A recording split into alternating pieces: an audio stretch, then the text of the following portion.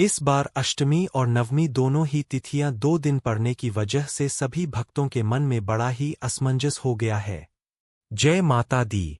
दोस्तों, प्रिय भक्त जनों, अगर आपने भी चैत्र नवरात्रि के व्रत रखे हैं या पूजा की है तो आपके मन में भी यह प्रश्न उठ रहा होगा कि इस साल दुर्गा अष्टमी कब है और अष्टमी तिथि कब से लेकर कब तक रहेगी। क्योंकि अष्टमी 2 दिन है तो किस दिन व्रत रखना ज्यादा उचित होगा। जिनके यहाँ पर अष्टमी के दिन कन्या पूजन होता है वे अष्टमी का कन्या पूजन कब करें, व्रत का पारण कब करें और माता का विसर्जन कब करें। तो देखिए, साल 2026 में अष्टमी तिथि 25 मार्च बुधवार को दोपहर 1:51 से लग रही है और अष्टमी तिथि का समापन गुरुवार को सुबह 11:49 पर होगा। नवरात्रि में अष्टमी तिथि को मां महागौरी की पूजा करने के बाद भक्त कन्या पूजन करते हैं। तो ऐसे में अष्टमी तिथि वैसे तो 2 दिन पर रही है, लेकिन उदया तिथि के अनुसार अष्टमी तिथि 26 मार्च गुरुवार को ही मानी जाएगी। लेकिन बात यह है कि सुबह 11:49 तक तो अष्टमी तिथि का समापन भी हो जाएगा और इसके बाद से नवमी तिथि लग जाएगी। अब प्रश्न यह उठता है कि अष्टमी का हमें पूजन किस दिन करना चाहिए। तो देखिए, अष्टमी उदय तिथि के अनुसार 26 मार्च गुरुवार को ही है। ऐसे में जो भी भक्त नवरात्रि के बरते और चढ़ते यानी कि पहला और आखिरी व्रत करते हैं वे अष्टमी को, जिनके यहाँ पर कन्या पूजन होता है, वे 25 मार्च बुधवार को सप्तमी का व्रत करके अष्टमी को यानी कि गुरुवार को कन्या पूजन कर सकते हैं। और जिनके यहाँ पर नवमी को कन्या पूजन होता है और जो लोग अष्टमी के दिन व्रत रखते हैं फिर नवमी को कन्या पूजन करते हैं, उनके लिए यह प्रश्न उठता है कि किस दिन हमें अष्टमी का व्रत रखना चाहिए। तो देखिए, इस बार अधिकतर जगहों पर अष्टमी और नवमी एक ही दिन मनाने की बात कही जा रही है, क्योंकि चैत्र नवरात्रि में रामनवमी का भी विशेष महत्व होता है। मान्यताओं के अनुसार रामनवमी के दिन भगवान श्री राम का जन्म हुआ था और इस दिन को हम उनके जन्मोत्सव के रूप में मनाते हैं। अभिजीत मुहूर्त में जब नवमी तिथि विद्यमान थी तब भगवान श्री राम जी का जन्म हुआ था और ऐसे में हिंदी कैलेंडर के अनुसार इस बार रामनवमी के समस्त समर्थ जनों के लिए होगी और रामनवमी का जो त्योहार मनाया जाएगा वो इस बार 26 मार्च दिन गुरुवार को ही मनाया जाएगा।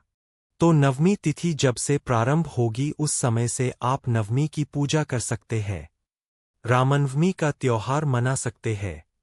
और जो लोग अष्टमी नवमी एक ही दिन मनाने की बात कर रहे हैं वे सुबह से अष्टमी का व्रत रखें, लेकिन दोपहर में से आप चाहे तो नवमी का कन्या पूजन करके कन्याओं को भोग लगा सकते हैं।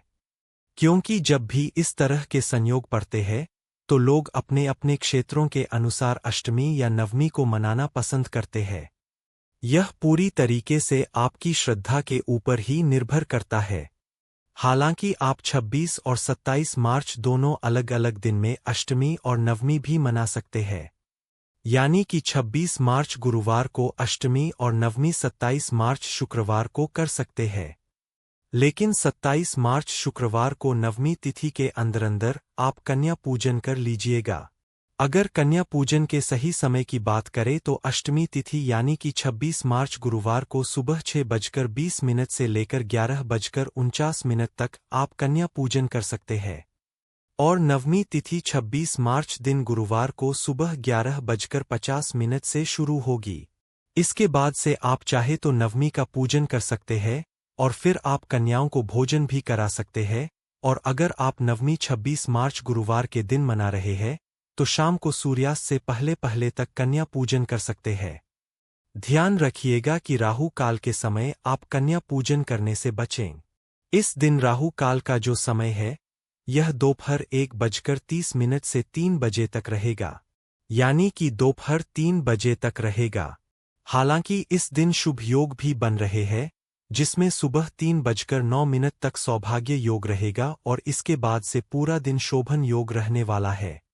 व्रत का पारण अधिकतर लोग कन्या पूजन के बाद कर लेते हैं, तो जब भी आप कन्या पूजन करें उसके बाद से आप पारण भी कर सकते हैं। तो जो लोग आप कन्या पूजन कर रहे हैं उसके बाद माता रानी को अर्पित किए हुए भोग से आप व्रत का पारण कर लीजिएगा। यह थी आज की समस्त महत्वपूर्ण जानकारियां। अष्टमी और नवमी के दिन सरल तरीके से आप अपने घर पर पूजा किस प्रकार से कर सकते हैं, इसकी वीडियो मैंने पहले ही चैनल पर डाल दी है। तो चैनल में विजिट करके उसे जरूर देख लीजिएगा और चैनल पर पहली बार आए हैं, मेरी आवाज को पहली बार सुन रहे हैं, तो वीडियो को लाइक करके चैनल महादेव की कृपा को अभी सब्सक्राइब करके पास वाले बेल आइकन को प्रेस कर दीजिएगा। जय माता दी।